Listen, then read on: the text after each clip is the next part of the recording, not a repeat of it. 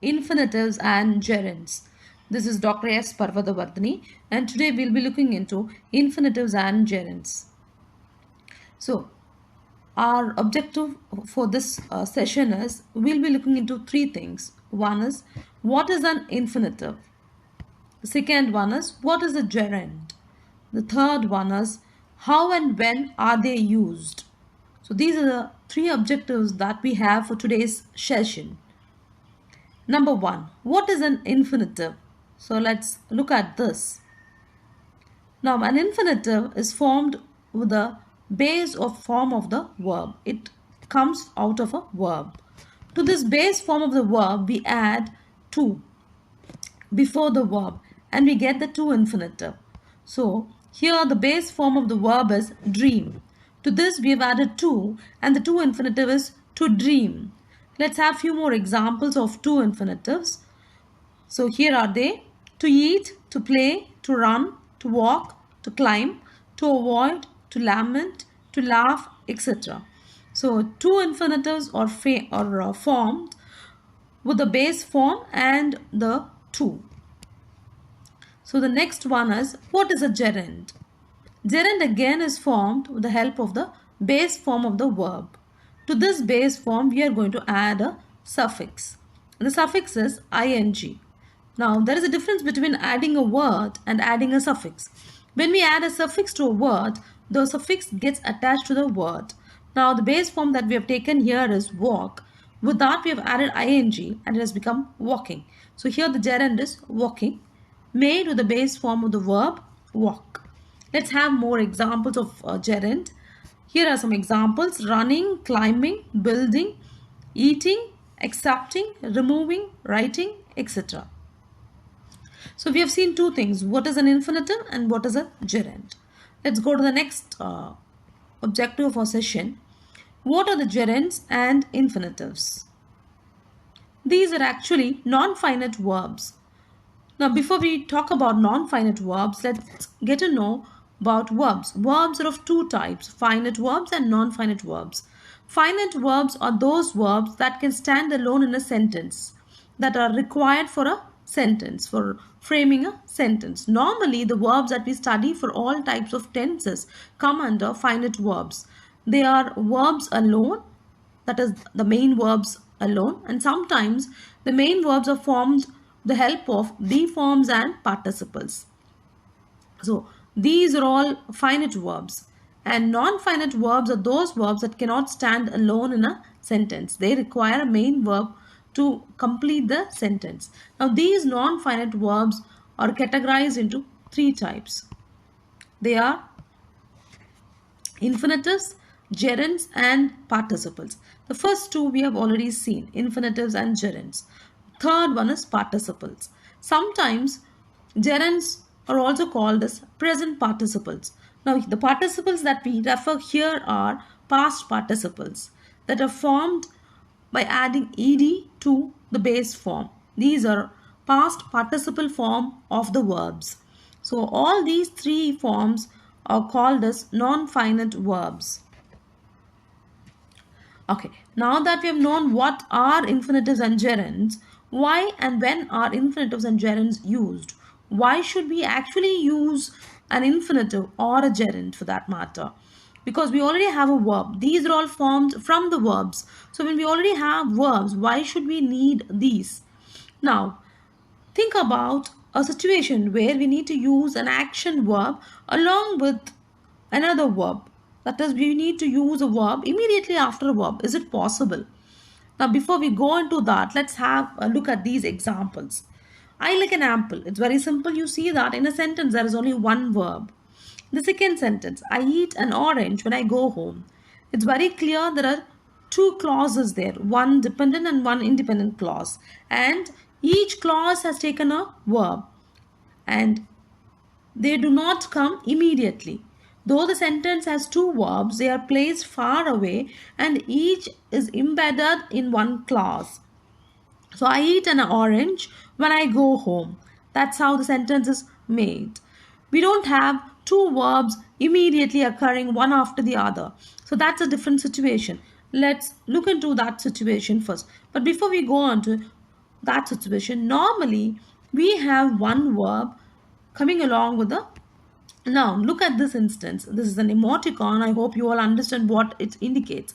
That's about liking something. Yeah, I like that. We show it with a thumbs up. So I like orange. And sometimes I don't like orange. So this is hating orange. I don't like, dislike. So when we have one verb and noun, we have lots of sentences with one verb. No issues. We don't have to think about gerunds or infinitives here. So what happens when we need to talk about two verbs? Will there be a situation to talk about two verbs?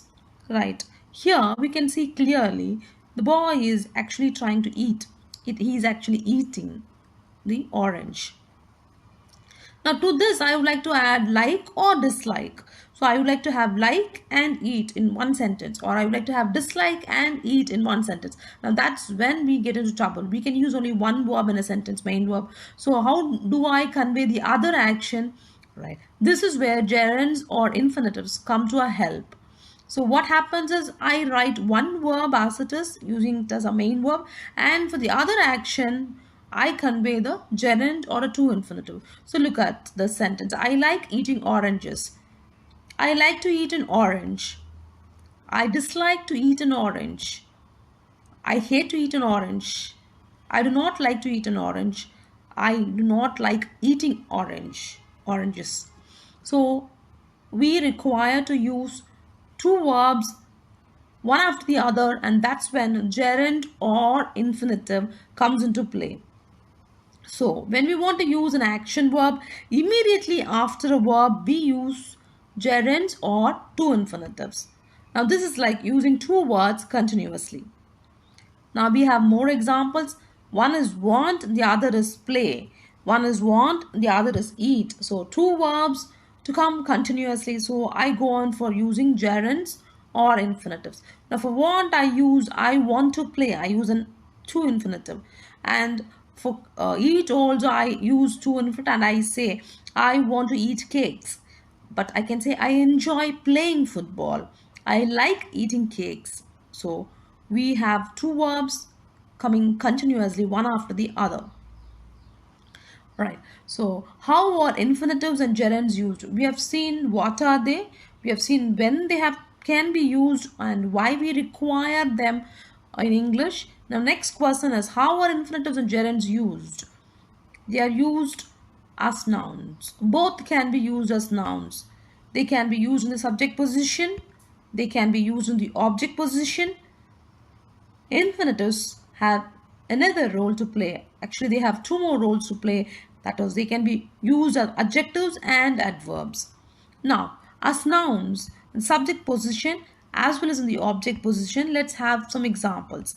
Now, here we have walking is good for health. To walk is good for health. A subject, that is before the verb, we have gerund and to infinitive acting in the position of the subject. In the object position, here it is after the verb. I like to walk, I like walking. So we use it before the verb and after the verb, like in the subject position and in the object position. When we use it in the subject position, we don't have much to worry. But when we use it in the object position, or especially after the verbs, we need to take more care. We should be cautious because few verbs take only gerunds, that is, they cannot be used along with a to infinitive. Likewise, few verbs cannot be used with the gerunds, they can be used only with the two infinitives. And there are few more verbs that can be used with both the gerund and an infinitive, either the gerund or an infinitive. But there will be a change in the meaning. And there are a few more verbs which can be used along with the gerund as well as the to infinitive, but without the change in the meaning. This category is a little bit safe category, but we have few verbs here. Here are a few examples of verbs that can be used only with a gerund. So for instance, I admit playing in the ground. I advise going for a walk. I avoid gossiping. The verbs take only a gerund. They cannot take a to infinitive.